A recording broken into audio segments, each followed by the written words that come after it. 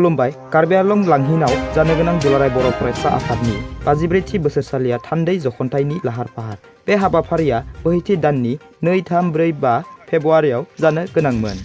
नाथाय दुखु गोनां बाथ्रा महामारी कर'ना भाइरासनि थाखाय दोनथ'नो गोनां जादोंमोन। दा सोरखारा गोदान नेमखान्थि होनाय बायदियै बोहैथि दाननि 3, 4, 5 मार्च दानाव खुंनो थाखाय लाहार फाहार खालामगासिनो दं। बे हाबाफारियाव मोनफ्रोमबो जिल्लानिफ्राय थुनलाइयारि बादायनाय आरो हारिमुआरि बादायलायनाय बाहागो लानो हागोन। बे हाबाफारियाव 4000निबो बांसिन थान्दैया बाहागो लागोन आरो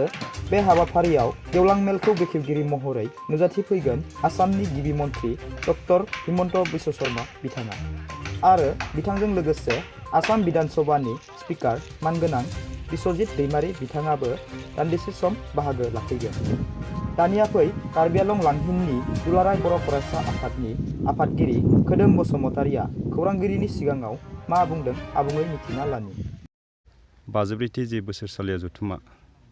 आजिखालि जोङो थान्दै जख'न्थाइ होननानै बुङो बेखौ जे थान्दै जख'न्थाइ बियो थांनाय फेब्रुवारि दाननि 2, 3, 4, 5 जानांगौमोनब्लाबो कभिडनि जे परिबेस बेखौ नायनानै जोङो एसे फावसायनानै मार्चनि 3, 4, 5 बे थारिखखौ जोङो थिग खालामना लाफिनदों आरो बेबायदिनो जोङो दुलाराय बर' फरायसा आफादनि जे 54थि थान्दै जख'न्थाइखौ जों खोब मेहेरगोनाङैनो खुंफुंनो थाखाय कार्बि आंलं जिल्ला दुलाराय बर' फरायसा आफादजोंनो लोगोसे जोंनि बानजाय आफादफ्रा खोब माने हाबा मावनाया जोङो मेंनाय आरो बानाय गैयालासिनो हर सान जोङो मावगासिनो दङ आरो जों बेयाव दायथ' आरो बिबानफोर होलायखादों। मोनफ्रोमबो साब कमिटिफ्रा गावबागाव दायथ' लानानै खामानिखौ मावगासिनो दं। जों फ्राय बेबायदिनो 70% दिनैसिम जोंनि खामानिया आवगायबाय। जोङो फैबाय थानाय समसिम जे मार्चनि जों 1 थारिखसिमहालागै जोंनि गासैबो खामानिखौ जोङो कमप्लिट बानायहैनानै 3 थारिखनिफ्राय जोङो जोंनि जे कनफारेन्स जोंनि जे माने थान्दै जख'न्थाइ बे थान्दै जख'न्थाइखौ जोङो मेहेरगोनाङै जों खुंफुंलांनो हाथारगोन होननानै जोङो सानो। मानोना जोङो जे 3 थारिखनि सिगां जाय जोंनि जे जथुमानि जिखुनु जाया खामानिखौ जोङो कमप्लिट खालामथारनायनि जों मोनसे माबाखौ सेस्था खालामदों। खारन जों जथुमा जानायनि सिगां बेखौ कमप्लिट खालामनो हायाब्ला जोंनि जिथुनाखि सावरायनांगौ गोनांफोर आयदाफोर हयथ' बेफोरो एसे हेम्पार गोलैगोन हिसाबै बिनिखायनो मोनफ्रोमबो साब कमिटिनि जे बिबानगिरि बिथांमोनहा गावबागावैनो जेखिनि मावनांगौ जेखिनि माने बेसाद बुस्थुफोर नांगौ बेखौ जगार खालामनायाव दा लाहार फाहार खालामनायाव खोब माने स्पिरिटै खामानि मावगासिनो दं।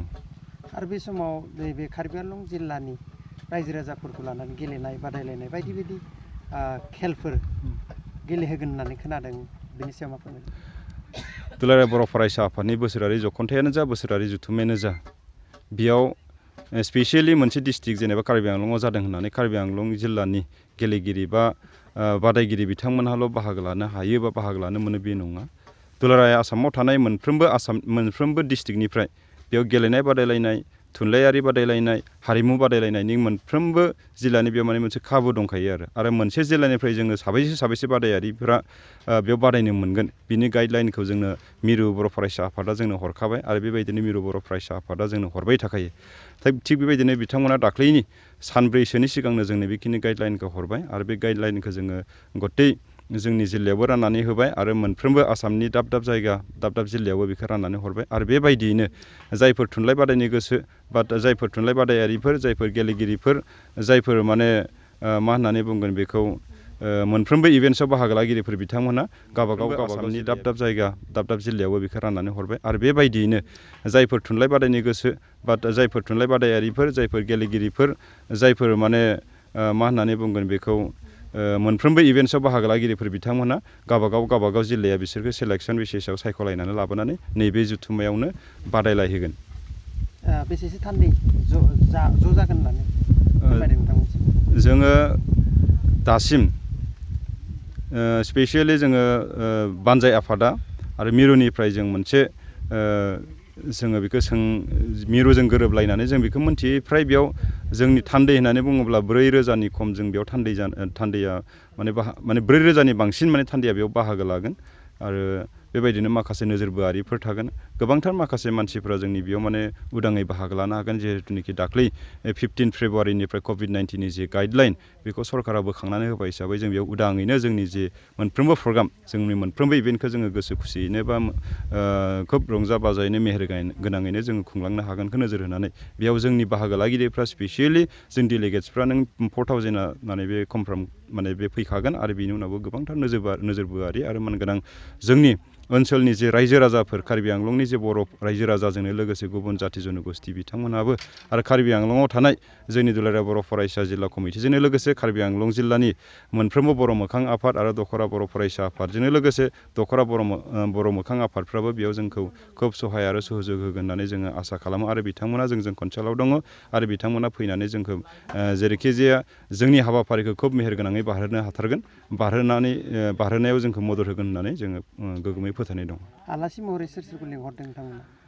दा आलासि महरै बानजाय आफादा बिदि स्पेसियेलि लेंहरनाय जाया आलासि हिसाबै बेखौ लेंहरनांगौबा दुलाराय बर' फरायसा आफादनि बिबान जोङो मिथिगौ दुलाराय बर' फरायसा आफादा बेयाव जि गेवलां मेलाव जे गेवलां मेलनि बेखेवगिरि हिसाबै आसामनि चिफ मिनिस्टार मानगोनां डक्टर हिमन्त बिस्व शर्मा गेदेमाखौ बेयाव जे गेवलां मेलनि माने बेखेवगिरि हिसाबै लादों आरो बेयाव गाहाय आलासि हिसाबै कृष्णकान्त हेन्डिके स्टेट अपेन इउनिभार्सिटिनि आगुनि भाइस चेन्सेलर बिथांखौ जोङो गाहाय आलासि हिसाबै लानो हादों आरो बिदिनो गोबांथार माखासे आलासिफोर दङ जेरै आसाम लेजिस्लेटिभ एसेमब्लिनि स्पिकार मानगोनां बिस्वजित दैमारि गेदेमाजोंनो लोगोसे गोबांथार माखासे आलासिफ्रा मानगोनां गेदेमा बिथांमोना जोंनि बेयाव बाहागो लाफैगोन आरो बेजोंनो लोगोसे स्पेसियेलि जोङो सोलोंथायारि बिथिंखौ लानानै दा नैबेयाव होदों बेजोंनो लोगोसे जोङो आदब आरो गावारि फालांगिनि गेजेरजों रांखान्थि गसंथानाय बेबायदि स्पेसियेल मोनसे जोङो सेमिनारबो लानाय जाहैदों सावरायमेल लानाय जादों बे सावरायमेलनि गेजेरजों जों गोबांखिनि फालांगिरि बिथांमोन जायफोर माने गोसो गुदुं लाइमोन फालांगिनि मावनायनि बेलायावनो जा जों रांखान्थि आरजिनायनि बेलायावनो जा गोबांखिनि बाथ्राफोरखौ जों बिनि गेजेरजों सोलोंनो हागोन मिन्थिनो हागोन होननानै जों सानो बेनिखायनो गोबां